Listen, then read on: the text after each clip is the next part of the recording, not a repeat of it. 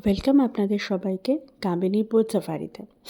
আজকে আমি শেয়ার করব বোট সাফারি করার সময় কিছু পাখির ছবি। আমি আগে আপনাদের কাছে মার্জনা চেয়ে নিচ্ছি, গলার অবস্থা একটু খারাপ, তো একটু মানিয়ে গুছিয়ে নেবেন প্লিজ। Thank you. তো চলুন শুরু করা যাক।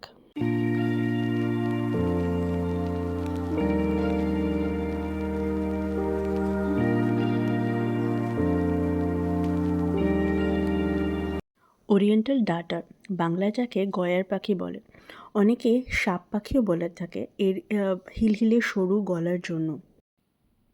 এরা নর্মালি জলের থেকে মাছ শিকার করে থাকে এবং প্রায়শই এদের দেখা যায় জলের উপরে এরমভাবে ডানা মেলে বসে থাকতে, তাতে তাদের ডাঙা থেকে জলটা শুকোতে পারে। দুঃখের বিষয় হলো এদের সংখ্যা দিন দিন কমে যাচ্ছে। লিটল কর্মোরেন্ট বা পানকৌড়ি, লিটল এগ্রেট বা সাদা বক। দূরে ওই ময়ূরটাকে কি আপনারা দেখতে পাচ্ছেন? কর্মোরেন্ট বা পানকৌড়ি এরা কিন্তু খুব ওস্তাদ সাঁতারু। এক এক সময় শিকার করার জন্য জলের নিচে এরা 150 ফুট গভীর পর্যন্ত ডুব দিতে পারে এবং ওরিয়েন্টাল ডার্টারের মতো এরাও জলের উপরে ডানা মেলে বসে থাকে তাদের ডানা শুকোবার জন্য।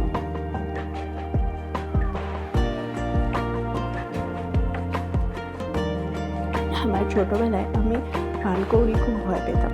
আমাকে আমার দিদা গল্প বলেছিল পানকৌড়ি ছোটো মেয়েদের ধরে জলের নিচে নিয়ে যায়।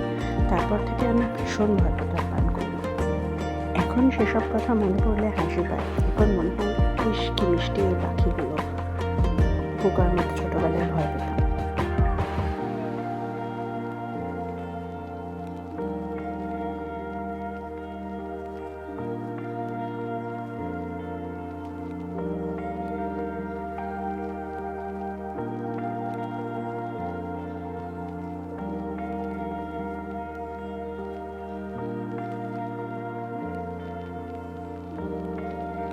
অসপ্রে, যাকে আমরা বাংলায় মাছ মোরাল বলি, অনেকে এবার একে সিন্ধু ঈগলও বলে।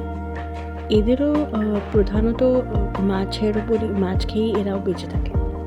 অসপ্রে এমন একটা পাখি যারা শুধুমাত্র জ্যান্ত মাছ খেয়েই বেঁচে থাকে। এই জন্য অসপ্রেকে অনেকে ফিশ হকস বা সি হকও বলে থাকে।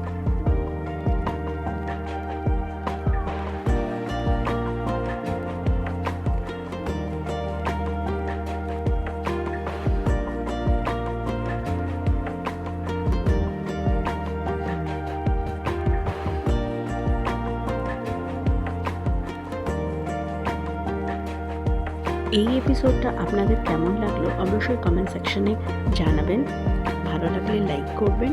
Thank you for watching. Bye by.